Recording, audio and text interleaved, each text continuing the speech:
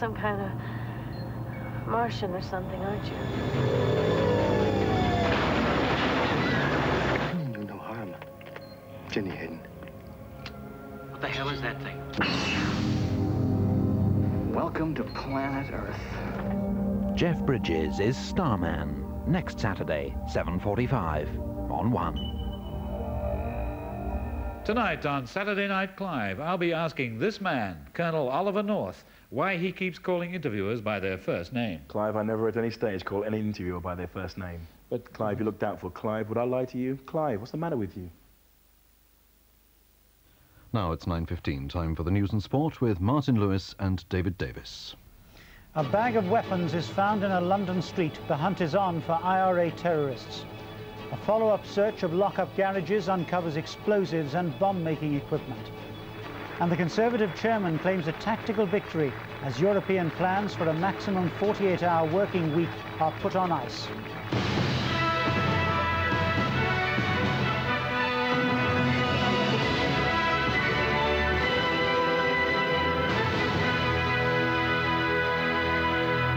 Good evening. An off-duty police constable is believed to have foiled a possible terrorist attack. He challenged a man acting suspiciously in the northeast London suburb of Wanstead. The man ran off, leaving behind a bag of weapons. A search of the nearby area uncovered a quantity of Semtex explosive and bomb-making equipment. The anti-terrorist squad think the man may be linked with recent IRA attacks. According to Scotland Yard, the off-duty policeman spotted the man acting suspiciously and was approaching him when he dropped the bag he was carrying. It contained a number of guns. The man made off across some woods, and the anti-terrorist branch were immediately called in.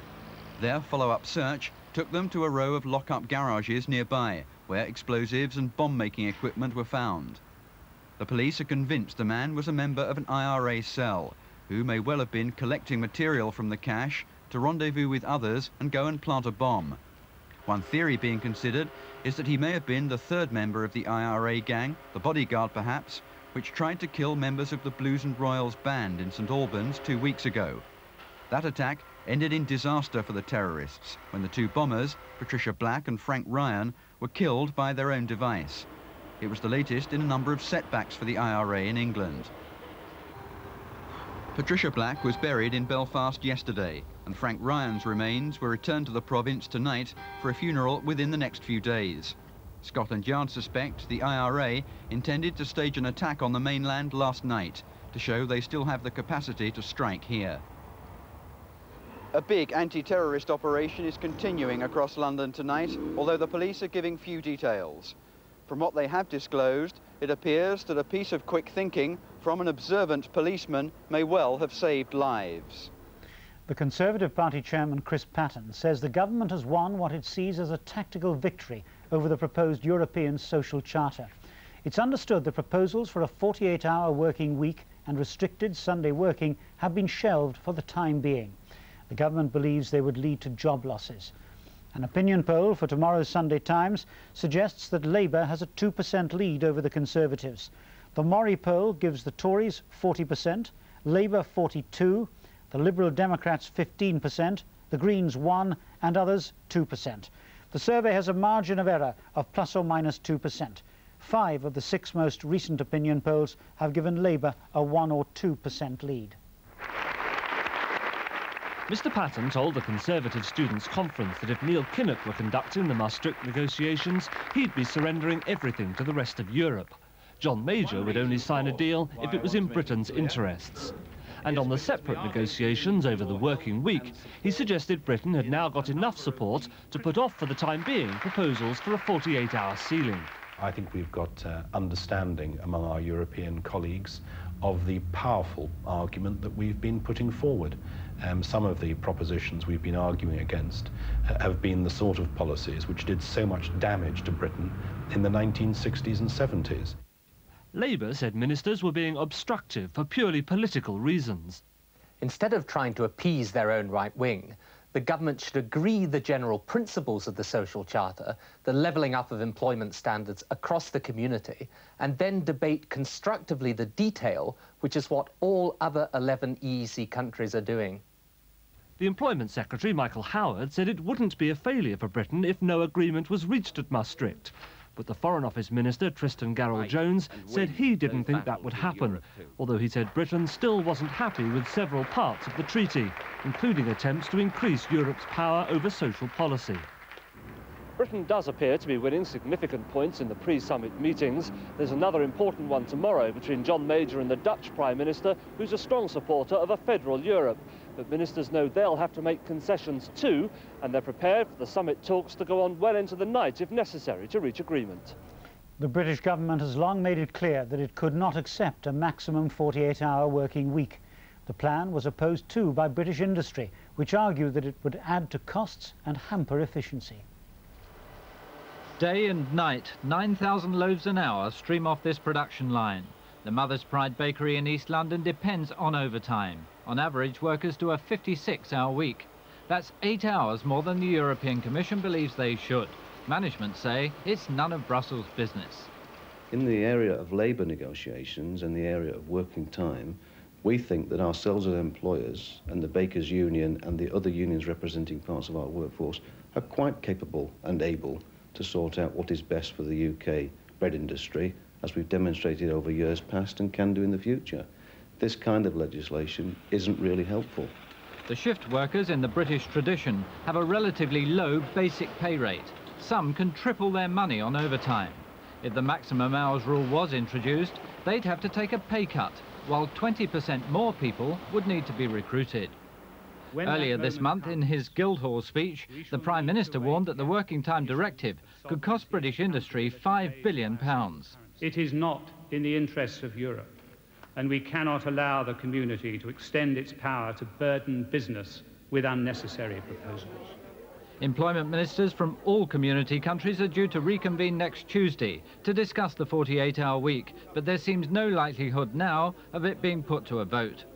That'll come as a relief to employers in all industries, including steel making, which depend on continuous production. But the proposal hasn't been killed off entirely, only put off for the time being. It's been revealed that only the prompt action of a junior doctor saved the lives of the 2 policemen who were stabbed yesterday in South London. In an earlier incident in northeast London, a police sergeant was killed. 2 men are now being questioned about the 2 attacks. The Home Secretary praised the bravery of all 3 officers when he visited the wounded men in hospital. The 2 policemen both underwent 4 hours of emergency surgery at the Mayday Hospital in South London after yesterday's horrifying attack. Police Constable John Jenkinson suffered stab wounds to his face, neck and chest, requiring more than 50 stitches. PC Simon Castrie's life was only saved when a doctor clamped a severed artery with his finger and held it there for 3 hours. The Home Secretary, Kenneth Baker, visited the policemen this morning and praised their bravery. These men were very courageous indeed, as was Sergeant Alan King, who tragically was stabbed and was killed in his course of duty. Police investigating yesterday's murder of Sergeant King have confirmed that a 28-year-old man has been arrested in Essex. He's now being questioned in Edmonton.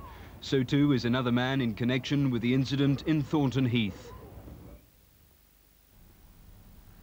Boris Yeltsin says the Russian Republic is prepared to pay all Soviet state salaries until the end of the year. The Russian president made his offer after attending a crisis meeting at the Kremlin to discuss the Soviet state bank's announcement that it had run out of money.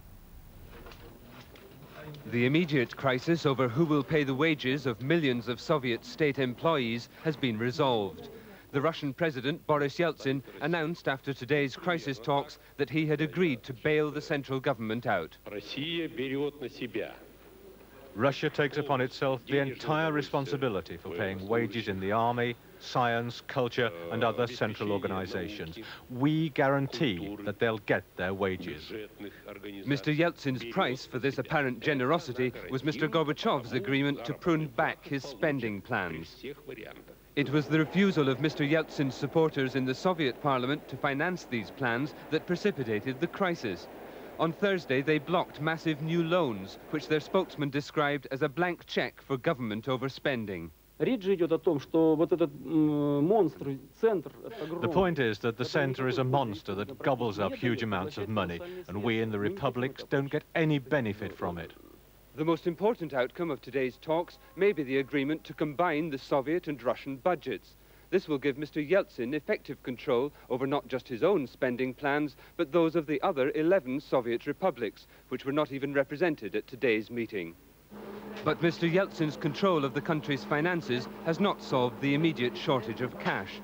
From Monday, Russian banks have been ordered to stop paying out money from savings accounts. The state is effectively seizing ordinary people's assets in order to have enough cash in hand to pay the wages. Angus Roxburgh, BBC News, Moscow. President Gorbachev has told President Bush in a telephone call that Ukrainian independence would spell disaster for the Republic and for the Soviet Union. His remarks were reported by the Soviet news agency TASS. Tomorrow's referendum in the Ukraine is expected to produce an overwhelming vote in favor of independence. Not everyone here will be voting for Ukrainian independence tomorrow. These people want their republic to stay in the Soviet Union, but it seems they've already lost the argument. 3 voters in 4 are expected to follow the advice of this campaign poster and to break the chain between Kiev and Moscow. Already the Ukraine is creating its own army, simply taking over Soviet military units on its territory. And the Republic is planning to produce its own currency as well, to replace the Russian ruble. But tomorrow Ukrainians also have to elect a president to take them into independence. And Leonid Kravchuk is the front runner. He's the current leader of the Ukraine, and he has said that he'll never sign Mr. Gorbachev's Union Treaty, which would create a new Soviet Union. Leonid Kravchuk is immensely popular, especially in the countryside. Yet not long ago, he was a pillar of the Communist Party establishment here, who opposed independence. Now he supports it with all the fervour of a convert. It was one thing to let the tiny Baltic states break free from Moscow, but if the Ukraine goes as well, that will be entirely different. With 53 million people, this republic is the size of a large European state. Mr. Gorbachev knows he cannot afford to lose it. In the end, though, he may have no choice. Ben Brown, BBC News in Kiev. The Tehran Times has said 1 or 2 American hostages in Lebanon may be freed within days. The newspaper added it had no exact details about which of the remaining 3 Americans might be released.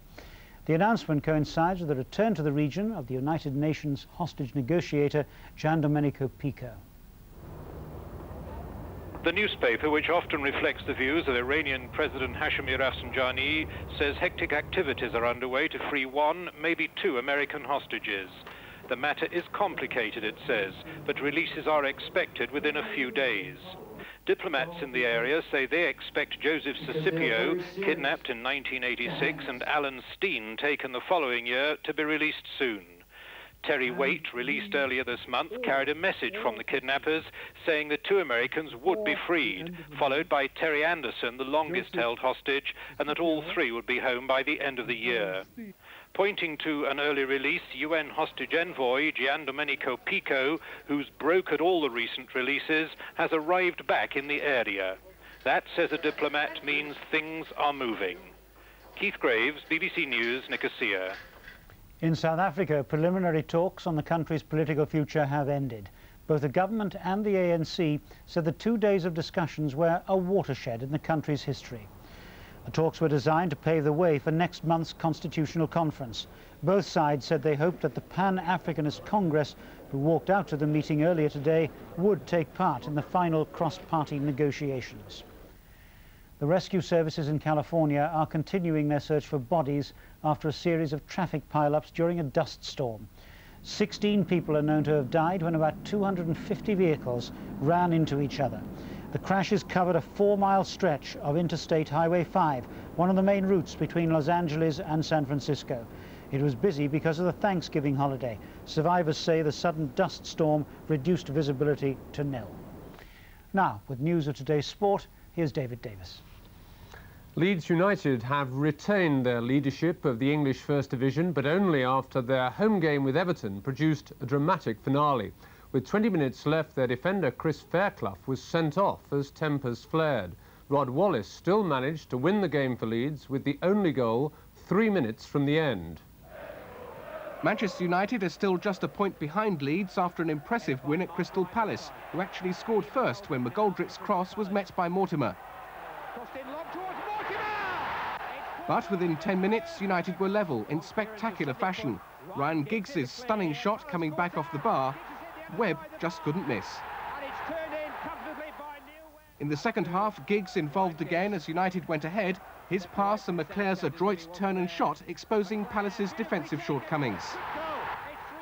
A minute later, United made sure, Irwin's run and cross again unhinging Palace for Kanchelskis to apply the finish. At Boundary Park, Aston Villa's challenge faltered again. Twice in front against Oldham, they lost 3-2 with Graham Sharp forcing home the Latics winner. But Liverpool's revival continues. They took an early lead against Norwich with a memorable strike from Molby. European success in midweek has clearly lifted them, and they effectively settled the outcome before half-time as another Molby shot took a deflection and allowed Houghton to score their second.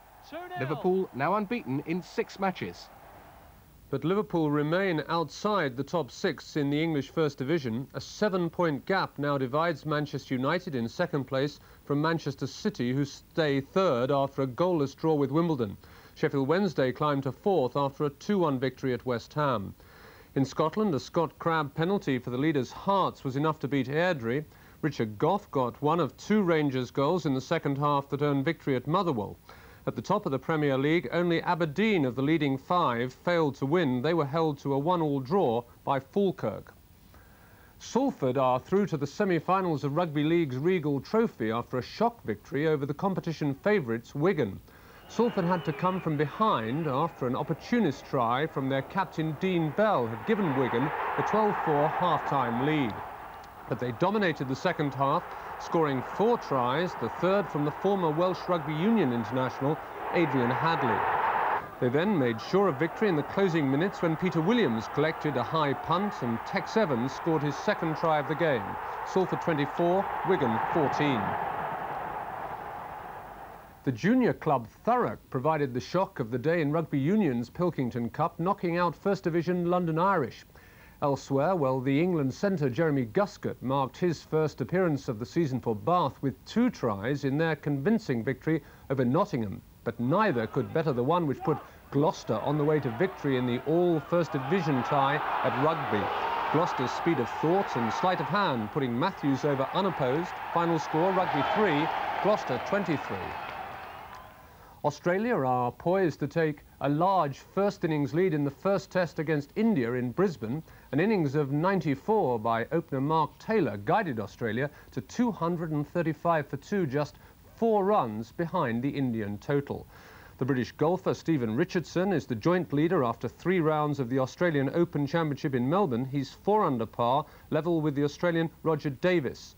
Henri Leconte has helped France take a 2-1 lead over the United States in the Davis Cup final. He and his doubles partner Guy Forget beat Ken Flack and Robert Seguso in 4 sets. In racing, Carville's Hill has been made the anti-post favourite for next year's Cheltenham Gold Cup after his victory in today's rehearsal chase at Chepstow. Carville's Hill, now trained by Martin Pipe, is also the favourite for the King George VI chase on Boxing Day. And that follows a brilliant performance described by Peter O'Sullivan. And it's Carville's Hill running for the first time for Peter Scudamore, being chased by his stable companion, Aquilifer, as they come to the last. Carville's Hill, there's in the lead clear of Aquilifer. It's Carville's Hill from Aquilifer as they race up towards the line, but Aquilifer is gaining as they race towards the line, but Carville's Hill is holding him, and Carville's Hill's going to win. First time out for Martin Pipe in tremendous style. The assured favourite for the Gold Cup, I would guess. Carville's Hill is the winner. The main news again. An off-duty policeman is believed to have foiled a possible IRA terrorist attack. He challenged a man in Wanstead in London who fled, dropping a bag of weapons. Explosives were found in a lock-up garage nearby. That's it from David and me. Good night.